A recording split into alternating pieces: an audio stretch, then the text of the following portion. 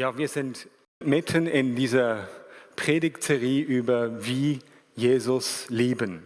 Wir haben uns eben damit auseinandergesetzt, dieser Dreischritt, dem Vater begegnen, wie Jesus lieben, geistgeleitet leben.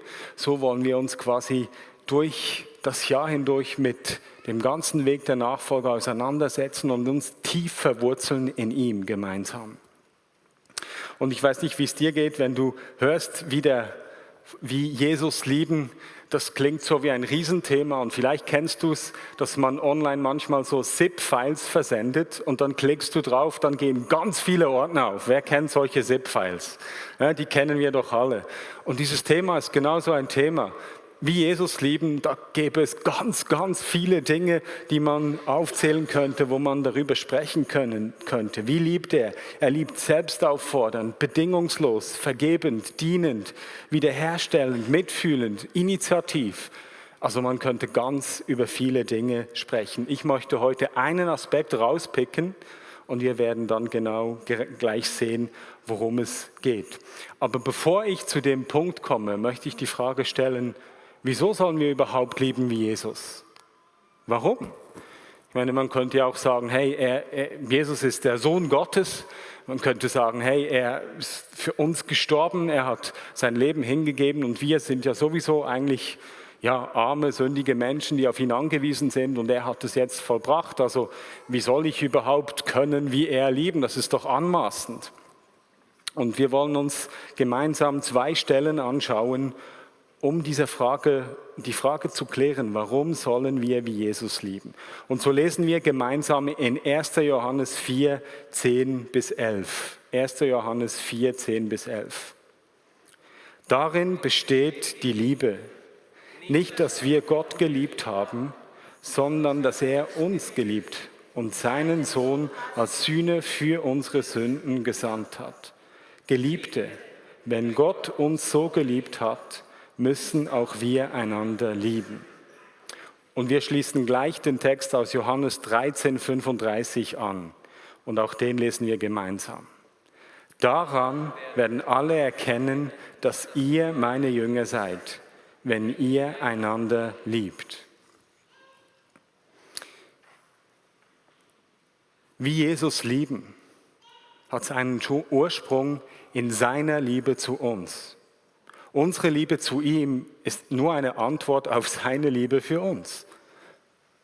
Weil er uns geliebt hat, sind wir in der Lage, ihn zurückzulieben. Das ist ein erster wichtiger Punkt. Und wenn wir ihn lieben, dann erkennt die Welt daran, dass wir seine Jünger sind. Jetzt weiß ich nicht, ob du schon mal ein Kind getroffen hast, sagen wir einen Jungen, bei dem man einfach gesagt hat, ja, da sieht man automatisch die Charakterzüge seines Vaters. Das ist ganz der Pappe, auf Zürich-Deutsch gesagt, nicht wahr? Wer kennt solche Beispiele? Oder auch ein Mädchen, das einfach offensichtlich die Charakterzüge der Mutter oder des Vaters trägt. Und ich glaube, hier geht es genau darum, dass an der Liebe, die wir leben, sofort erkennbar ist, das ist die DNA der Liebe von Jesus. Ja, das ist klar, die gehören zusammen. So wie die lieben, so kann nur einer lieben. So liebt nämlich Jesus. Versteht ihr?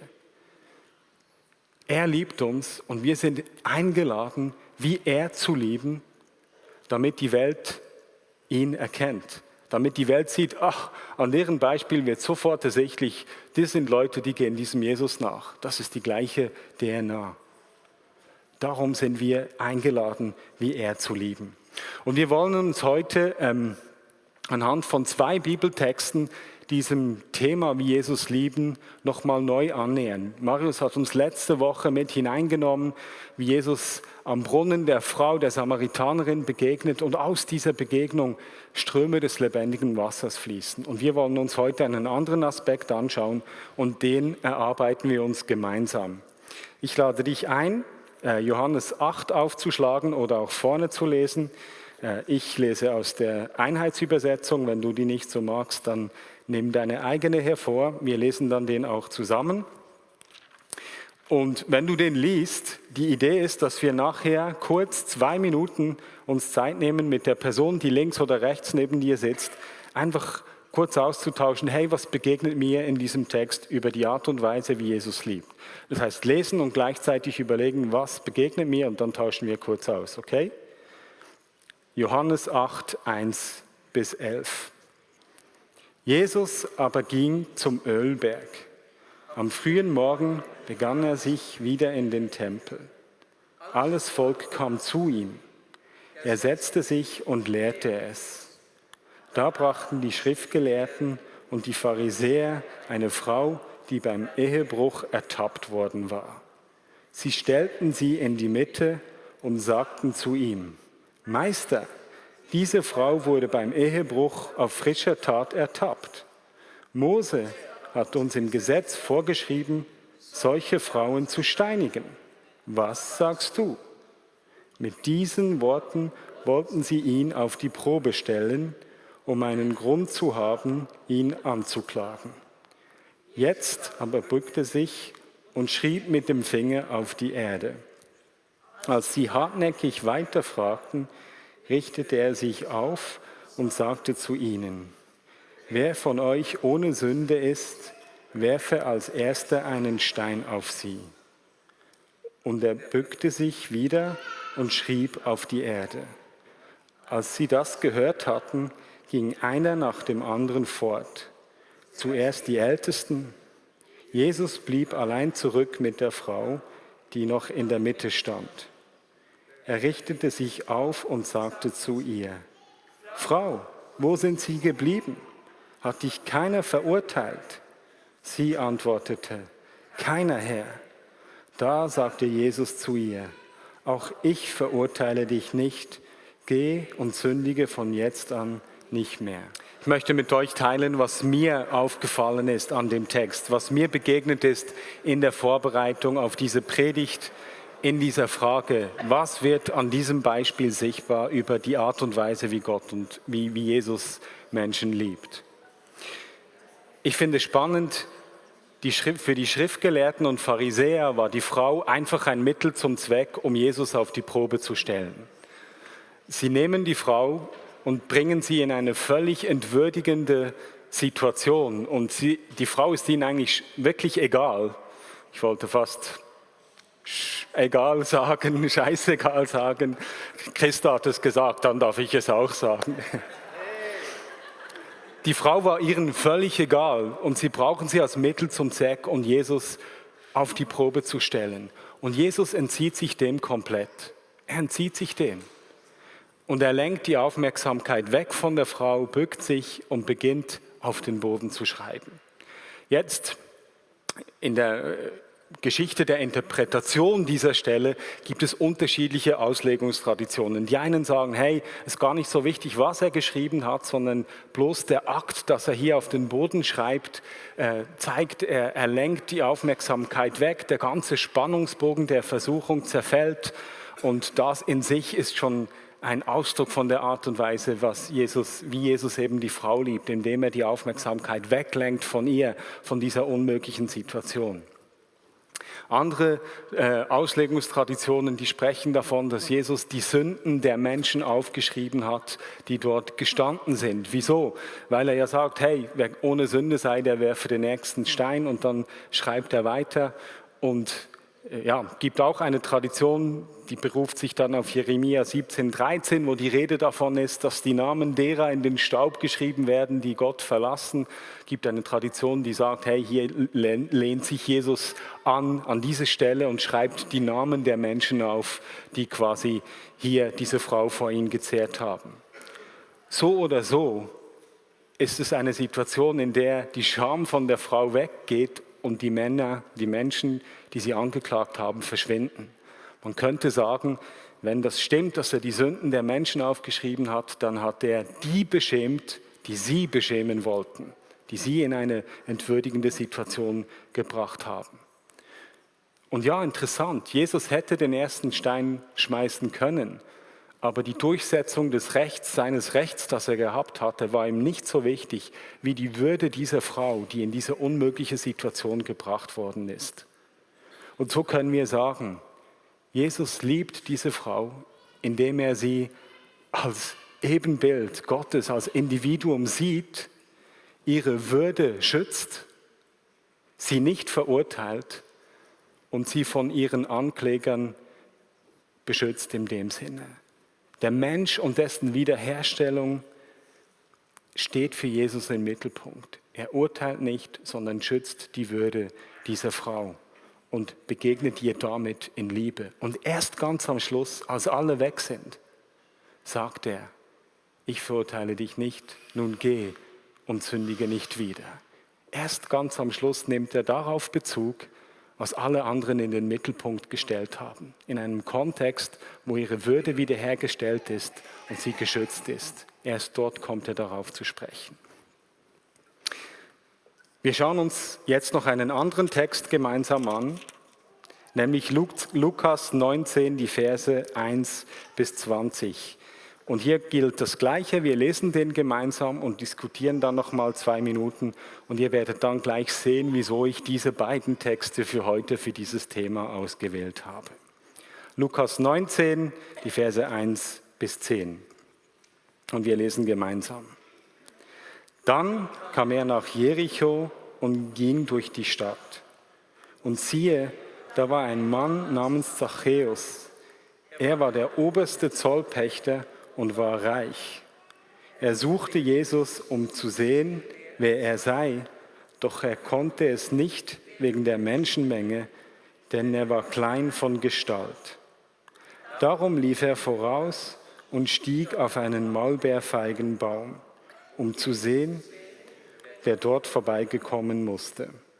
Als Jesus an die Stelle kam, schaute er hinauf und sagte zu ihm, Zachäus, komm schnell herunter, denn ich muss heute in deinem Haus bleiben. Da stieg er schnell herunter und nahm Jesus freudig bei sich auf.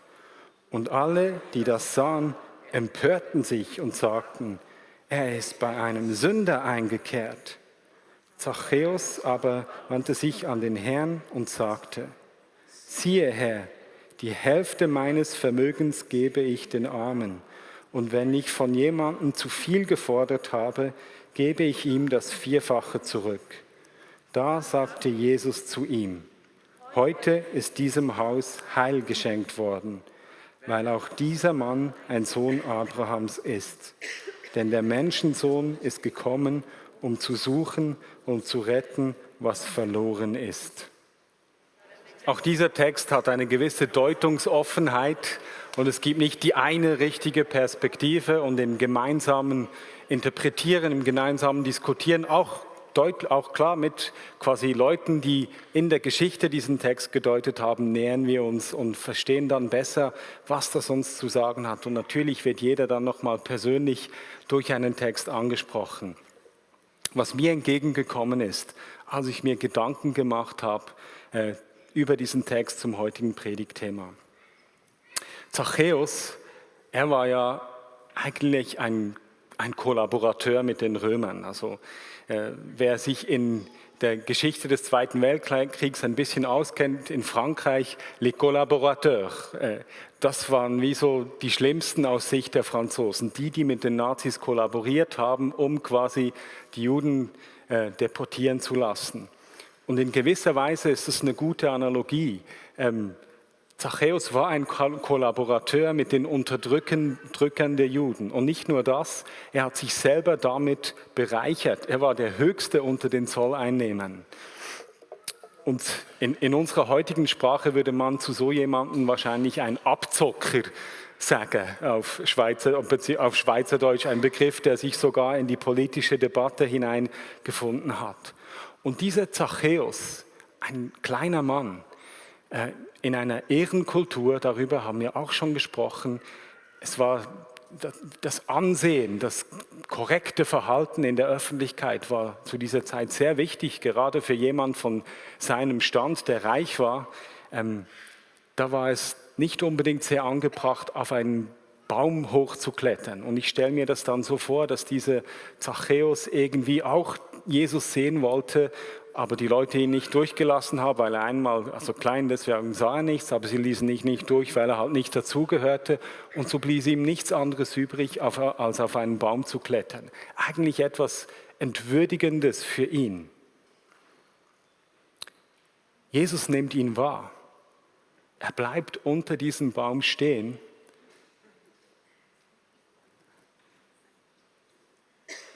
Und anstatt, dass er quasi ihn in dieser entwürdigenden Situation lässt, sagt er, hey, ich komme heute zu dir, komm runter. Und das war so anstößig. Jesus verhaltet sich hier so anstößig bedingungslos diesem Mann gegenüber. Und als Jesus sagt, hey, ich muss heute zu dir kommen, sind die Leute empört. Hey, das ist ein Kollaborateur, das ist ein Sünder. Wie kann Jesus nur mit so jemandem zusammen sein? Jesus ist bereit, die Schande, die Scham auf sich zu nehmen, um diesem Mann zu begegnen. Und Jesus ist bedingungslos annehmend hier. Kein Wort sagt er, hey, ich muss zu dir kommen, weil ich muss mit dir darüber sprechen, wie du mit den Römern kollaborierst. Ich muss damit mit dir darüber sprechen, wie du die Leute ausnimmst. Kein Wort davon. Kein Wort, nicht ein Wort, sondern er lädt sich bei ihm ein und nimmt damit Schande auf sich von diesem Mann weg. Die liebende Zuwendung von Jesus löst in diesem Zachäus etwas aus. Und ich kann mir richtig vorstellen, wie er ob dieser Situation ganz emotional wird und sagt, hey, ich verschenke die Hälfte von dem, was ich habe. Und wenn ich jemanden übervorteilt habe, dann gebe ich ihm das Vierfache zurück. Es geschieht in ihm etwas. Diese bedingungslose Annahme, diese anstößig bedingungslose Annahme von Jesus löst etwas in ihm aus und er wird verändert. Die Liebe Jesus begegnet mir hier wiederum so. Er deckt die Scham eines Menschen zu, nimmt ihn an, so wie er ist, und aus der Begegnung mit Jesus wächst eine Veränderung, die man nicht für möglich gehalten hätte.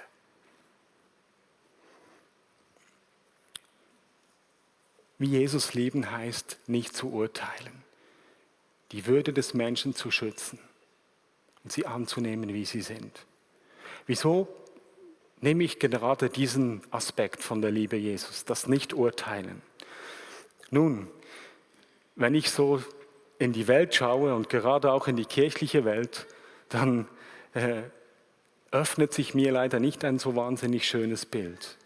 Ich finde, dass wir als Kirche sehr gut darin sind, zu urteilen, sehr gut darin sind, andere zu beurteilen und je nachdem auch zu verurteilen und wir damit den Kern dessen, um was es im Evangelium geht, drohen zu verlieren. Diese Begegnung mit Jesus, die wir alle bedürfen, die eine Veränderung in uns auslöst.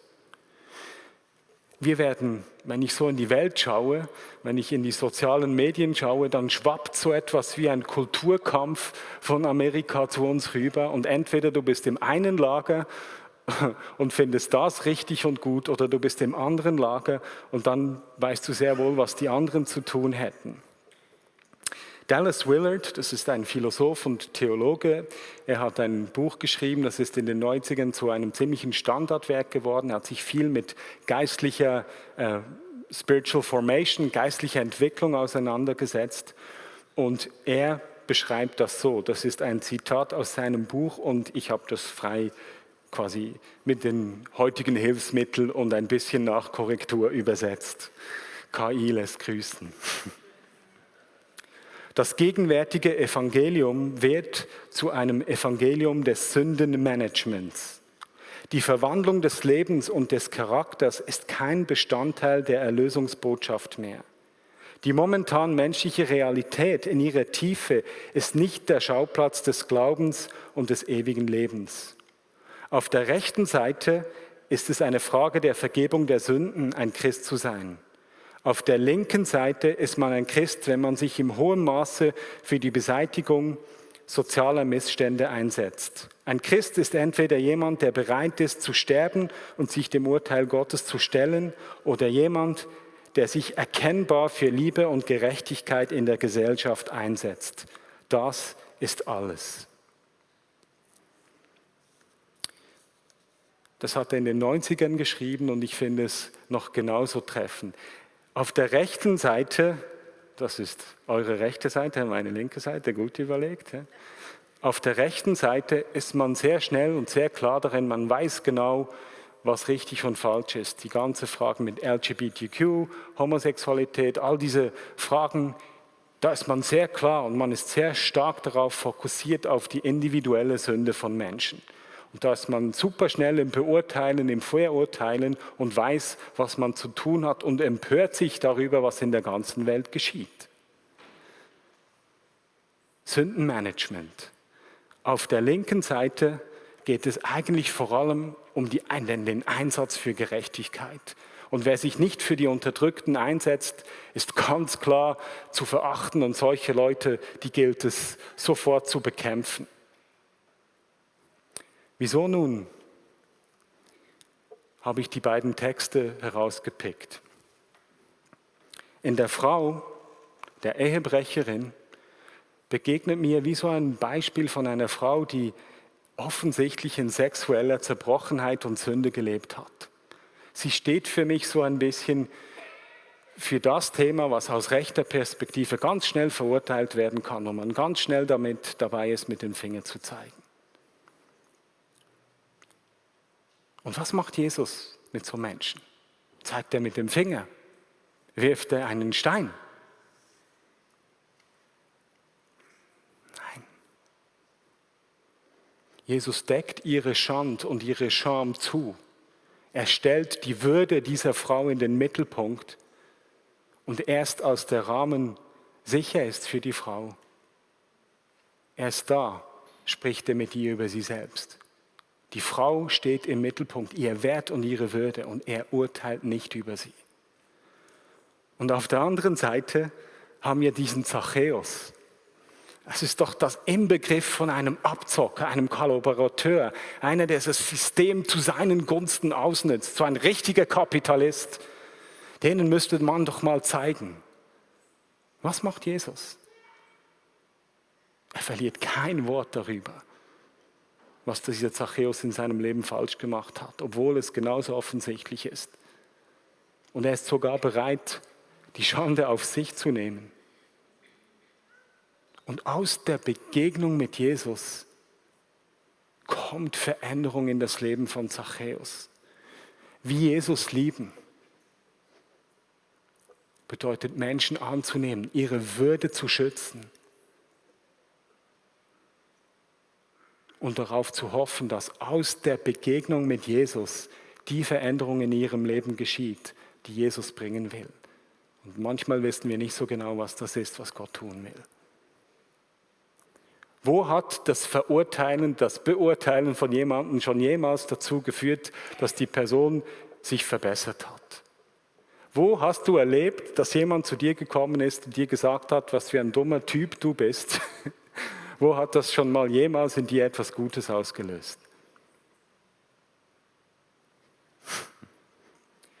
Wie Jesus lieben, die Menschen annehmen, ihre Würde schützen, wiederherstellen und sie in diese Begegnung mit Jesus führen.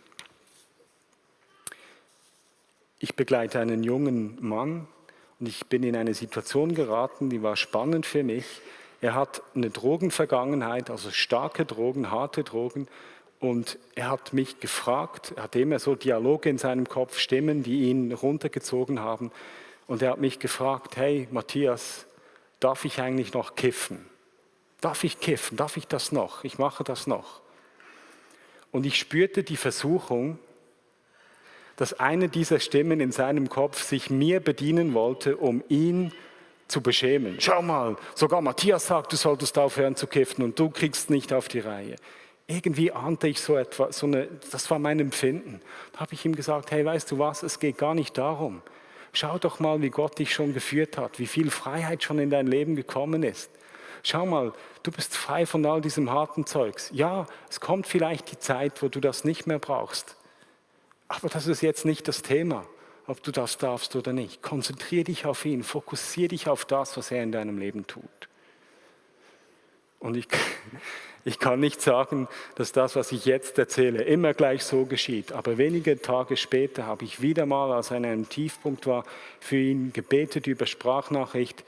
Plötzlich sind die Stimmen verschwunden, ein Frieden ist in ihn gekommen und als er am nächsten Morgen seinen Joint angezündet hat, hat er gemerkt, hey, ich brauche das gar nicht mehr. Der Trost, der von diesem Joint kommt, der passt nicht mit dem neuen Frieden, den ich habe. Und er hat aufgehört. Menschen annehmen, ihre Würde aufrechterhalten und sie in die Begegnung mit Jesus führen. Mutter Teresa, meine Frau, hat ein Buch gelesen und hat mir ein Zitat vorgelesen, das mich richtig berührt hat, weil es etwas davon zum Ausdruck bringt, wieso wir danach streben sollten, heilig zu sein. Und wir werden gerade sehen, was das in diesem Zusammenhang bedeutet. Jesus Raum geben in unserem Leben. Und wir lesen das zusammen. Und ich lese es euch vor, aber ihr könnt es auch lesen auf dem PowerPoint, wenn es dann eingeblendet wird. Wir müssen heilig werden, nicht weil wir uns heilig fühlen wollen, sondern weil Christus fähig sein muss, sein Leben voll in uns zu leben. Wir müssen ganz Liebe, ganz Glaube, ganz Reinheit sein, um der Armen willen oder um der Menschen willen, denen wir dienen. Und wenn wir einmal gelernt haben, Gott und seinen Willen zu suchen, wird unsere Begegnung mit den Armen, mit den Menschen zum Mittel großer Heiligkeit für uns und die anderen sein.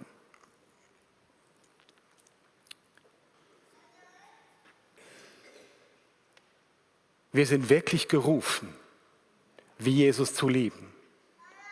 Nicht, weil wir uns gut fühlen wollen, nicht, weil wir quasi uns erarbeiten wollen, dass wir es endlich verdienen, geliebt zu werden, heilig zu sein, dass wir es endlich geschafft haben. Nein, darum geht es gar nicht. Das Streben danach, heilig zu sein, wie Jesus zu lieben, dabei geht es darum, dass mehr von seiner Liebe in uns Raum gewinnt, dass seine Liebe uns noch mehr verändert und dadurch noch mehr von seiner Liebe den Menschen begegnen kann. Weil die darauf warten, auf eine verändernde Begegnung mit Jesus. Uns ausstrecken danach, mehr zu sein wie er. In diesem Sinne heiliger zu sein. Und ich finde es spannend, sie spricht davon, wenn es uns gelingt, Gottes Willen zu suchen. Schon nur zu suchen, nicht wenn es uns gelingt, wenn wir endlich perfekt sind, dann ist die Begegnung ein Mittel von Heiligkeit. Nein, wenn wir schon nur beginnen, ihn zu suchen, zu sein wie er, zu lieben wie er, dann kann die Begegnung zwischen uns und den Menschen, zu denen Gott uns schickt, für uns selbst, aber auch für sie zum Mittel der Heiligkeit werden. Wie nämlich, wenn Gott seine Liebe für die Menschen mit mir teilt und damit die Liebe in mir wächst und ich dann der Person mich verschenke und sie dann in der Liebe, die durch mich zu ihr fließt, die Liebe Gottes erfährt. Werden wir beide geheiligt, in diesem Sinne werden wir beide Gott ähnlicher durch die verändernde Kraft der Liebe Gottes. Ich weiß nicht, ob ihr dieses Lied kennt, For the One. Help me to love with open arms like you do. A love that erases all the lines and sees the truth. Oh, that when they look in my eyes, they would see you. Even with just a smile, they could feel the Father's love. Die Bitte darum, dass er uns hilft, wie er zu lieben.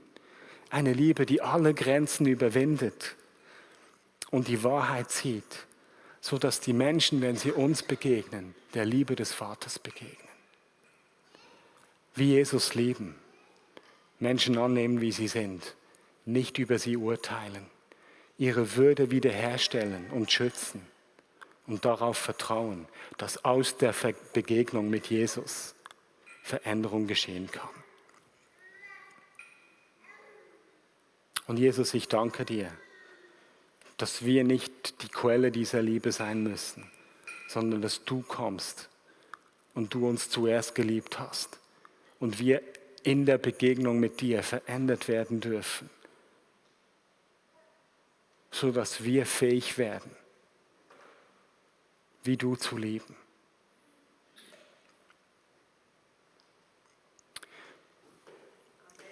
Und ich lade dich ein, wenn du sagst, hey, ich möchte mich auch auf die Suche machen, so zu lieben wie er, dann steh doch auf, wenn du das auch möchtest.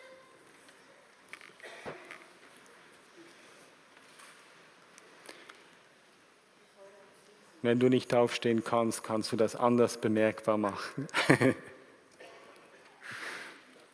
Und Vater, du siehst hier fast alle, die bereit sind zu sagen, hey, ich möchte wie Jesus lieben. Nimm das als Zeichen. Präge deine Liebe so in uns, dass wir frei werden, nicht zu urteilen und dass deine Liebe durch uns wirkt und so Veränderung in diese Welt kommt. Menschen diese verändernde Begegnung mit dir haben, Vater. Hilf uns nicht zu urteilen, aber so von deiner Liebe aufgesogen zu sein, dass Menschen in der Begegnung mit uns dir begegnen dürfen. Und so die transformierende Kraft deines Evangeliums unter uns greifbar wird, Herr. Amen. Amen. Amen. Die will, was mit uns geschehen. Amen. Amen. So wie du sagst, soll sein.